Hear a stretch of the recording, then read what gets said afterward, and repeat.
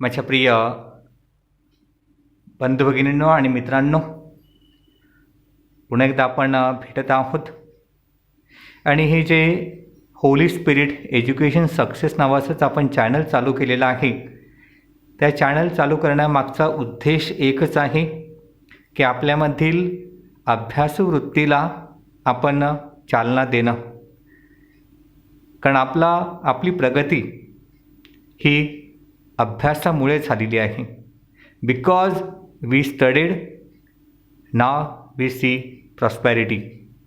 अभ्यास केला नसता तर आपल्या वसईची प्रगती झाली नसती, ही काळ्या दगडावरची रेष आहे. आणि म्हणून आपण जसा अभ्यास केला तसाच आपल्या मुलांनी देखील अभ्यास करावा, म्हणून होली स्पिरिट एज्युकेशन सक्सेस नावाचं चॅनल आपण सुरू केलेलं आहे. आज आपल्यामध्ये परसाव गावातील, नंदाखाल परसाव गावातील अत्यंत हुशार मुलगी कुमारी आकांक्षा मायकल रॉड्रिक्स आहेत. 2015-16 ह्या बॅचमध्ये आकांक्षाने 93% 93% मिळवलेले होते. मला वाटते जिकडून कुठून आपण पाहत आहोत, आपण तिच्यासाठी टाळ्या वाजवूया, तिचं कौतुक करूया. 93% फार मोठी मिळकत आहे. त्यानंतर तिने 10वी झाल्यानंतर 11वी आणि 12वी वर्तक कॉलेजमधून सायन्स स्ट्रीममधून केलं.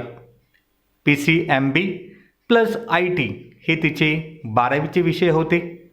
CETची परीक्षा दिली आणि मग तिने सेंट जॉन्स पालघर येथून तिने B.Pharmसाठी ॲडमिशन घेतलं. मी तुमच्या सर्वांच्या वतीने आकांक्षाला काही प्रश्न विचारतो. आकांक्षा, तू जो B.Pharmचा अभ्यास करते, तो B.Pharmचा अभ्यास काय आहे ह्याविषयी आपल्या मुलांना थोडं मार्गदर्शन कर. B.Pharm म्हणजे बॅचलर्स इन फार्मसी. हा कोर्स आपल्याला 12th सायन्स नंतर अवेलेबल असतो. ह्याच्यासाठी आपल्याला मिनिमम 10th आणि 12thमध्ये 50% मार्क्स आणि CET ही एंट्रन्स एक्झाम द्यावी लागते. सो B.Pharm हा कोर्स जनरली म्हणजे बॅचलर्स इन फार्मसी हा आपल्याला औषधं निर्माण कसे करतात, that is development, production and manufacturing of drugs ह्याविषयी माहिती देतो. आणि ॲक्च्युली बेसिकली 12th सायन्स नंतर आपल्याला 3 फार्मसीचे स्ट्रीम्स ओपन होतात, दॅट इज D.Pharm, B.Pharm आणि doctorate in form. So D.Pharm जे करतात ते मेडिकलमध्ये केमिस्ट म्हणून लागतात आणि B.Pharm जे करतात ह्यांच्यासाठी पुढे जास्त स्कोप असतो, that is industries, sales, marketing, government जॉब्समध्ये देखील खूप स्कोप असतो. आणि PharmD हे डॉक्टरेट कोर्स आहे जे आपल्या इकडे अवेलेबल नाही आहे मुंबईमध्ये. B.Pharm, या B.Pharmमध्ये का अभ्यासक्रम असतात? तुम्ही मेडिसिन कसं तयार करायचं हे तुम्हाला शिकवलं जाते का? आता B.Pharmमध्ये 4 इयर्सचा कोर्स असतो. सो आपल्याला टप्प्याटप्प्याने शिकवतात की फर्स्ट आपल्याला बेसिक शिकवतात की बॉडीमध्ये काय ऑर्गन्स आहेत, त्यांचे काय बेसिक नीड्स आहेत, त्यांना कोणते ड्रग्स दिले तर ते व्यवस्थित काम करू शकतात, हे सगळं बेसिक टप्प्याटप्प्यात आपल्याला शिकवत जातात. मग आपल्याला शिकवतात की मेडिसिन कसे मॅन्युफॅक्चर होतात, मग त्याची बल्क पॅकेजिंग कशी होती, ते सगळं आपल्याला शिकवतात. आणि मग फायनली आपल्याला मेडिसिन बनवायला देतात. लास्ट इयरला आपण मेडिसिन बनवायला चालू करू शकतो. हा जो कोर्स आहे B.Pharm, आता तू मेडिसिनमध्ये असणार आहेस, जास्त करून तुझं सगळं लक्ष, तुझं सगळं काम मेडिसिनशी रिलेटेड असणार आहे. तर काही लोकांच्या मनात कदाचित असा विचार असेल की आयुष्य काय मेडिसिनमध्ये घालवायचं का, की या मेडिसिनचा प्रभाव स्वतःच्या शरीरावरती होईल का? तर हे गैरसमज आहेत का? हो, गैरसमजच आहेत. कारण मेडिसिन्सचा साईड इफेक्ट आपल्या बॉडीवर व्हायला आपल्याला तिकडे खूप प्रिकॉशन्स असतात, like gloves, lab coat, mask, head cap सगळं आपल्याला असते. आणि लाईफ मेडिसिनमध्ये घालवायचं का हा जो तुम्ही प्रश्न विचारला, तर आता आपण बघतात की लोक आजारी तर पडत राहणारच आहे. सो फार्मसीला स्कोप कधी कमी होणार नाही. बरोबर. सो मेडिसिनमध्ये आपण जेवढे पुढे जाणार म्हणजे मेडिसिनचं प्रोडक्शन कधी थांबणार नाहीये. आता इंडियामध्ये बघितलं तर आपल्यात सगळ्यात जास्त मोठ्या कंपनी ज्या आहेत त्या फार्मास्युटिकल कंपनीज आहेत. सो मेडिसिन फील्ड तशी चांगली आहे. तू जी ही मेडिसिन फील्ड निवडलेली आहे, तू आनंदी आहेस का, हॅपी? हां, हॅपी खूप आहे. कारण आता आपण दिवसेंदिवस आपल्याला फार्मसी करते तर आपल्याला लोक विचारतात की हा मेडिसिन्सचा काय फायदा आहे, काय साईड इफेक्ट आहे. तर आपण लोकांना गाईड करू शकतात. That is main happiness in this course. Course. आता B.Pharm झाल्यानंतर MS करू शकतो. त्या MS मध्ये रिसर्च आहे का? हो. ॲक्च्युली B.Pharm झाल्यावर आपण बिझनेसमध्ये देखील जाऊ शकतात MBA करून. आणि नाहीतर मग आपण पोस्ट ग्रॅज्युएशनसाठी MS करू शकतात. सो MS मध्ये खूप रिसर्च रिलेटेड सब्जेक्ट्सच आहेत. म्हणजे आपण आता सपोज आता फार्मास्युटिकल सब्जेक्ट्समध्येच MS होते आणि मग त्याच्यानंतर आपण क्लिनिकल ट्रायल्समध्ये जाऊ शकतात. म्हणजे मेडिसिन्स आपण शोध लावायचा त्याचा आणि मग आपण पर्सन टू पर्सन ते ट्राय करतात. That is clinical trials.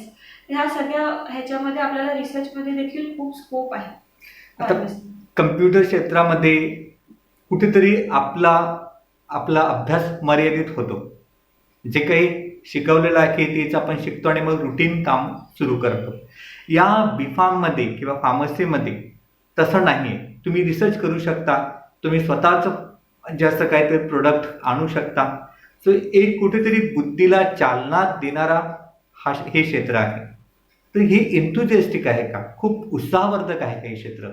हां, एन्थुसियास्टिक म्हणजे खूप एन्थुसियास्टिकच आहे. कारण आपण रोज आपल्याला काहीतरी नवीन करायला मिळते, शोध लावायला मिळतात की ह्या आजारावर कोणतं औषध बनू शकते. आता COVID-19 आलाय, त्याच्यामध्ये जे वॅक्सिन शोधतायत ते सुद्धा फार्मासिस्टच आहेत. फार्मसीमध्ये पुढे त्यांनी PhD वगैरे करून त्यांनी सायंटिस्ट ही पदवी मिळवली आहे.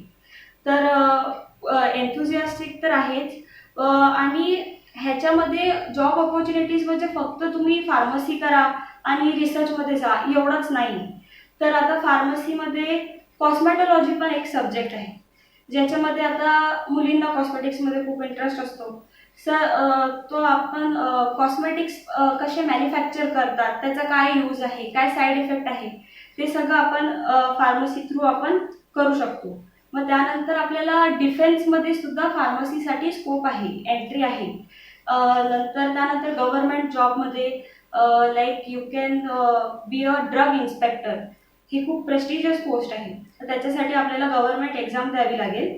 तर त्यानंतर आपल्याला हे करू शकतात आपण. पण खूप स्कोप आहे. खूप स्कोप आहे. आता हा जो फार्मसीचा किंवा B.Pharm तो अभ्यास करते, ह्याची डिफिकल्टी लेवल काय? तुला वाटते का की खूप डिफिकल्ट आहे, खूप स्ट्रेसफुल आहे असं वाटते का? नाही, डिफिकल्ट असं नाहीये. पण आता जसे आपण पुढे पुढे जातोय तसं आपल्याला नवीन नवीन समजते. तर डिफिकल्टी लेवल थोडी थोडी वाढत जाते. पण पहिल्या ते आपल्याला बेसिक पासून शिकवतात. सो डिफिकल्टी लेवल अशी थोडी थोडी वाढते, पण इंटरेस्टिंग आहे. आता तू एक मुलगी आहेस. आता मुलगी असल्यानंतर पटकन आपला विचार असतो की 20-25 वर्षाची झाली की मग लग्न, मग सगळं.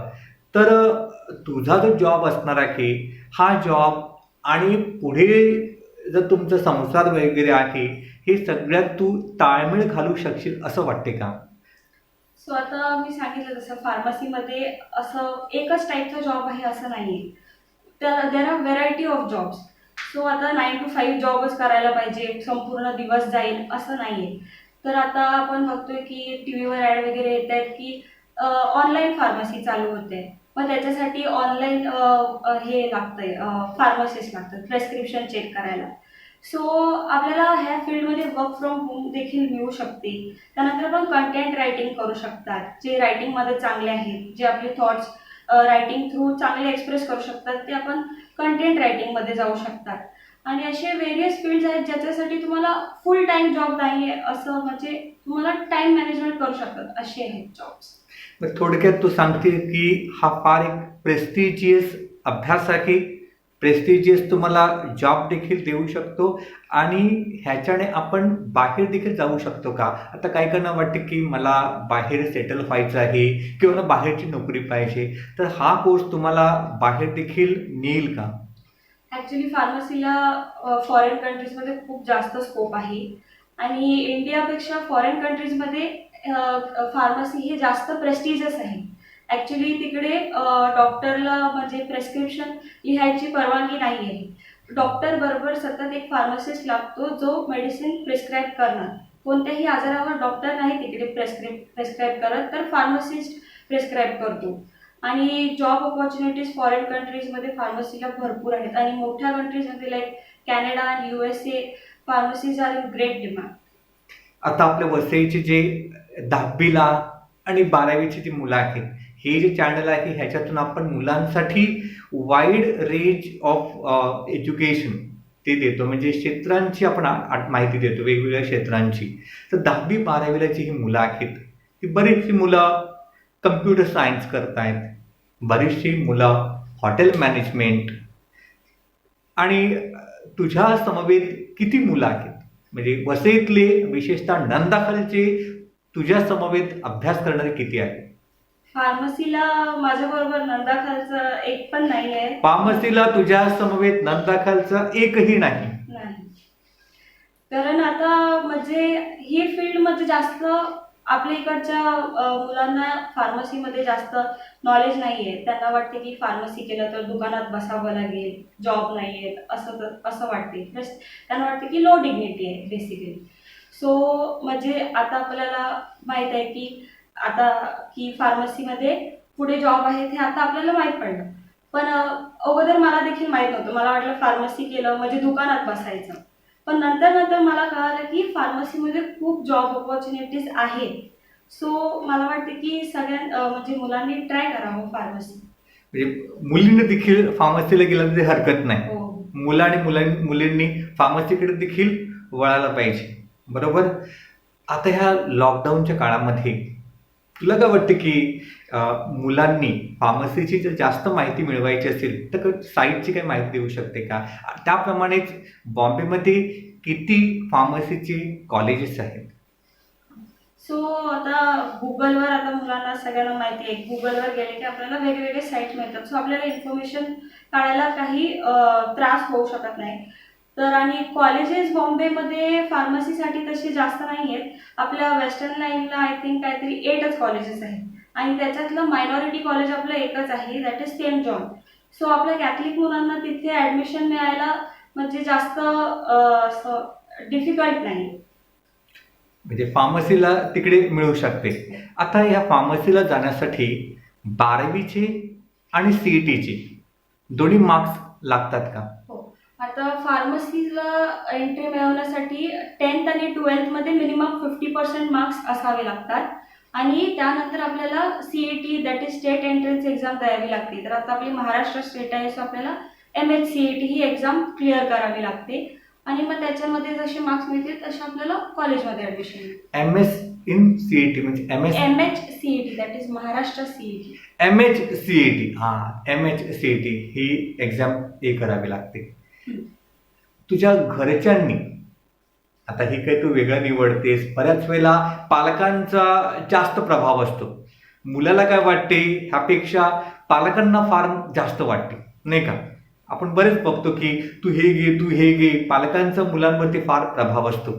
तू हे जे क्षेत्र निवडलं त्याच्यावरती तुझ्या पालकांचा काही प्रभाव टाकला की तुला फ्रीडम दिलं? माझ्या पालकांचा तर खूप सपोर्ट होता. ॲक्च्युली फॅमिलीमधूनच मला फार्मसी करायला हे मिळालं मोटिवेशन. ओके. तर फॅमिलीमध्ये आता असं कोणी सांगितलं नाही की फार्मसी करते आहे, मुलगी आहे, असं काही नाही. तर कारण ह्याच्यामध्ये जॉब आपल्याला असते म्हणजे फुल डे जॉबच आहेत असं काही नाही आहे. सो फुल सपोर्ट होता मला फॅमिलीमध्ये. आता तू अभ्यास करते त्याचं रुटीन काय? मग तू कॉलेजला किती वाजता जाते, परत किती वाजता येते, की तुला पुन्हा ट्युशन्स वगैरे असतो काय? ह्याला थोडक्यात सांगशील का? आता तुझं रुटीन काय? ॲक्च्युली माझं कॉलेज असते 10 to 5. सो सकाळी 8ला गेले तर मग संध्याकाळी 6 वाजेपर्यंत घरी पुन्हा येतात.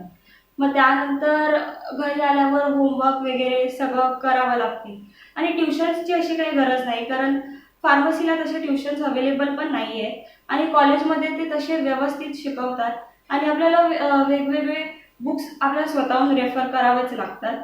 सो मग रोज अभ्यास करावा असं म्हणजे टाईम नाही मिळत.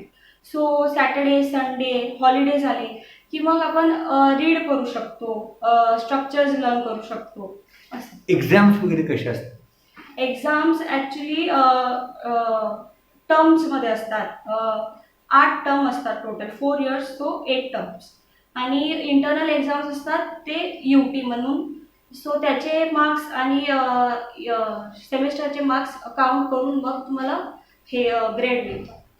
थोडक्यात फार्मसीमध्ये तुम्ही B.Pharm करून मग पुढे MS करून तुम्ही PhD पण मिळवू शकता आणि फार मोठे होऊ शकता. हो. मला वाटते प्रिय माझ्या मुलांना, आपण अभ्यासामध्ये खूप ताकदवान आहोत. मला पूर्ण खात्री आहे वसईची आपली मुलं अभ्यासामध्ये फार मजबूत आहेत आणि हे जे क्षेत्र आहे हे तुम्हाला पुढे पुढे पुढे फार नेऊ शकते.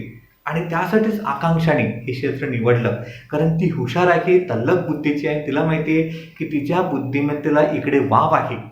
जे हुशार आहेत आणि जे करू शकतात त्याने निश्चितच फार्मसीला जावं असं आवर्जून सल्ला मला वाटते आकांक्षा देत आहे, राईट? येस. म्हणजे तिला देखील नंदाखलमध्ये चांगली कंपनी मिळेल. आज ती एकटी आहे पण ती त्यासाठीच आलेली आहे की I am not alone but I want you all to support me and to join me, right Akanksha? आता ही जी आपली सगळी नंदाखालची मुलं आहेत त्यांना तू काय सल्ला देशील?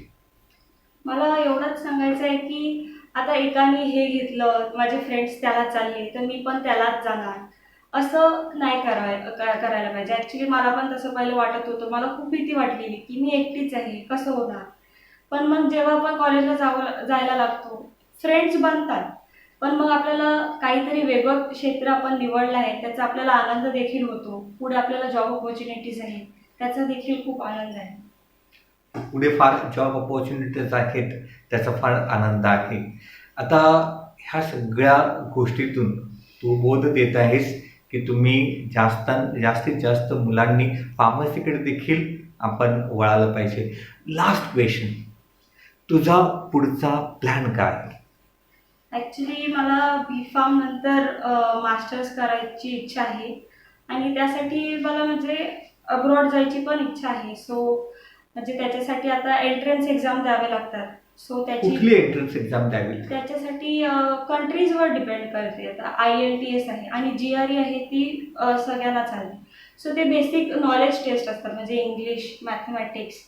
त्याच्यामध्ये फार्मसीचं असं काही नाही आहे. पण दुसऱ्या कंट्रीमध्ये जायला आपल्याला ते एंट्रन्स एक्झाम द्यावे लागतात.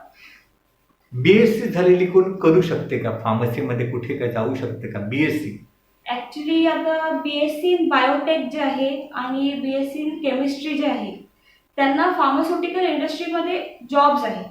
आता बायोटेक म्हणजे त्यांनी बायोलॉजीमध्ये टेक्निशियन, सो बॉडी कशी वर्क करते त्याच्यासाठी त्यांना फार्मसीमध्ये आहेत जॉब्स आणि केमिस्ट्रीला देखील आहेत फॉर्म्युलेशनचे. ते माझ्या मित्रांनो, वेळात वेळ काढून या लॉकडाऊनच्या काळामध्ये आपल्यामध्ये कुमारी आकांक्षा मायकल रॉड्रिक्स आल्या. अतिशय हसरं हे व्यक्तिमत्व, शांत स्वभावाचे आणि त्याबरोबरच फोकस्ड. त्यांनी जे क्षेत्र निवडलेलं आहे त्याच्यामध्ये उच्चांक गाठण्याची तिची जी जिद्द आहे त्यासाठी तिचं कौतुक केलं पाहिजे. आपण टाळ्या वाजवून तिचं अभिनंदन करूया. ती पुढे जे शिकणार आहे त्या तिच्या शैक्षणिक प्रवासासाठी तिला शुभेच्छा देऊया आणि त्याप्रमाणेच एक बोध देखील तिच्याकडून घेऊया की प्रवाहाबरोबर जाण्यापेक्षा हे जे नवीन गोष्टी आहेत, चांगल्या आहेत, ह्या देखील करण्यासाठी आपण पुढे आलं पाहिजे. कारण ह्याच्यातून देखील ज्ञान मिळवतो, स्वतःला तल्लख करतो आणि जगामध्ये देखील आपण ह्या क्षेत्रातून कॉन्ट्रीब्युशन करू शकतो, लोकांचे जीव वाचवू शकतो. पुन्हा एकदा आकांक्षा, मी तुझे आभार मानतोय आणि तुझ्यासाठी परमेश्वराकडे हित चिंतितो. धन्यवाद. God bless you. Actually, I would also like to thank you, Father. This is a great inspiration initiative taken by the church ह्याच्याने खूप मुलं मोटिवेट होतील असं मला वाटतं.